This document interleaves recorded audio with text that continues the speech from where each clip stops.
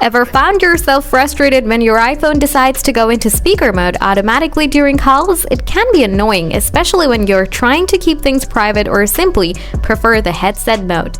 But don't worry, in this video I'll walk you through 2 quick and effective fixes to solve this issue once and for all. Let's start. Solution 1. Turn off call audio routing. To do this, open the Setting app on your iPhone, then find and tap on Accessibility. After that, scroll down a bit and tap on Touch. Then scroll down again, find Call Audio Routing. From here, select Automatic. Now the issue should be fixed. If not, try out the next solution. Solution 2. Reset your iPhone settings. For this one, open up the Settings app once more, then scroll down and tap on General. Next, find Transfer or Reset iPhone and tap on it. Now select Reset All Settings.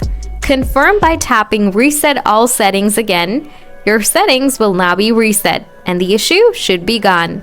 So guys, that's how you fix the issue of your iPhone automatically switching to the speaker while you're on a call. If the video helped you fix the issue, smash that like button, and if you are still facing the issue, leave a comment below and I'll do my best to help you out. Thanks for watching.